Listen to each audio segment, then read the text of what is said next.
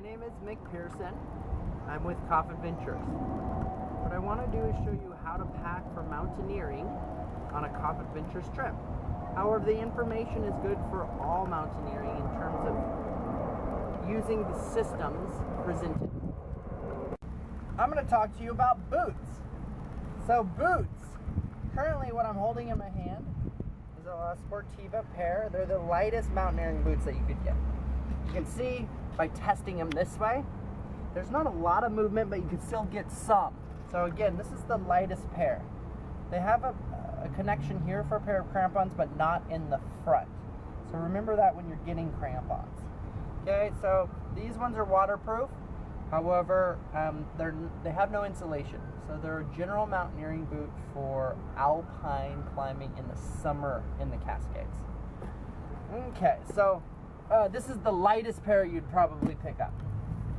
Along with boots, then you have socks. So socks in the mountains, you definitely want to wear at least 2 pair, obviously synthetic.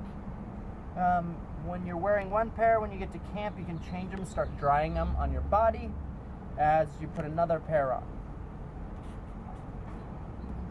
Next, gaiters. Gaiters are to protect your boot and your sock from getting wet and keeping the snow out. Highly recommend gaiters.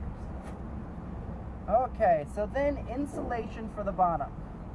So in the worst weather, you've got about 3 to 4 pairs. So I'm going to lay them out for you. Okay, so you've got basic insulation here, and then you have soft shell. Okay, so soft shell, that's what you can get away with in good weather. If it starts to rain, definitely need a rain pair. This is required in the North Cascades. Last is insulation. So these are puffy pants, super light, are my insulation. For the most part, you can get away with this system, okay, but 4 on the bottom. Okay, after that, we've got insulation for the top, or the top layering system. Okay, so I always start out with some kind of base layer. From the base layer, okay, some type of insulated layer that's thin. This is an R1 hoodie. It's my favorite by Patagonia. Okay, at that point, okay, you could easily go with a rain shell and be done. However, you're going to need some kind of insulation for camp. So this is the lightest type of insulation you could get in the summer. Otherwise, maybe a down parka, something with a hood to cover the neck. You're losing a lot of heat with your head and neck. One last layer that I'll present to you here. So this is 4 layers. There is a windproof layer, a 5th layer. This windproof layer can be without the rain shell. Can be used to keep the wind when it's just windy out but not raining. Okay, so this might be the most amount of layers that you possibly bring. From that point, your head. You've got a buff. Buff keeps the solar radiation away from you. So buck over the neck. You can also wear it as a tube top in case you get really hot. Hat. Okay, definitely want to cover the head. Okay, and also use a bandana to cover the neck. Bandana is also useful for as one piece of cotton that you can clean your glasses, you can wipe your nose. So these things go along with a warm hat. Okay, so these layers here for the top. Okay, gloves. At this point with the glove system, gloves, just a base layer. You're pretty much wearing these all the time. Okay? At that point, you can either go with just a spring skiing glove that are harder to dry, or you can put a waterproof layer over the system. Okay? So this is the max amount of gloves that you're going to use. Sometimes I just go with this. At that point, okay, we're getting to personal medications. Okay, so personal medication, essentially I've got a toothbrush, some toothpaste, some floss, a spoon, and some sunscreen. I have my sunglasses. That's literally all you need. In the KAF first aid kit, there will also be Advil, pain meds, etc.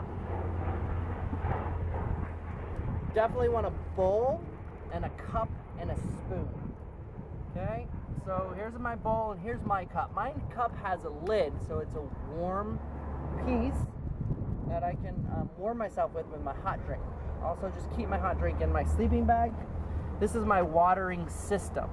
It's 2 liters. It's a bladder. If this pops, now I have a backup. Definitely, I want 2 hard. You want the ability to get water if your bladder breaks. Some bladders with nozzles will also freeze in the mountains. I'm gonna need to carry it all. Okay, so carrying it all, I'm gonna need a backpack. Now this is the largest backpack that you can get. It's the Denali Pro Gregory. This is the largest backpack, okay? What we're really looking for is about 55 liters plus, okay? You're gonna want to layer the bag with something that's waterproof, okay? So this will be a waterproof system for the backpack, okay? You also have a food bag. We can provide this for you, but this is just useful to organize some of your things. Then we also have a sleeping pad. Mine is 3/4 length to shave weight. I sleep on my pack for the other part of my leg. Then I have some type of sleeping bag. I'm using a 30 degree. 0 is probably the max. So 0 to 30, this is down. Down is the lightest, but is also the most compressible, but does not hold its insulating properties when wet in the Cascades. When you pack your sleeping bag, you're going to want to put it in a some type of trash bag to keep it isolated and dry. Personal climbing gear: harness, helmet, ice axe, 3 pear-shaped locking carabiners, a foot prusik and a waist prusik, a double-length sling with 2 non-lockers. The one thing missing in here is a pair of crampons. Other than that, that is all you need. If you have further questions, look on our KAF Adventures gear sheet. And always, you can contact us at questions@kafadventures.com. Look forward to mountaineering with you in the Cascades.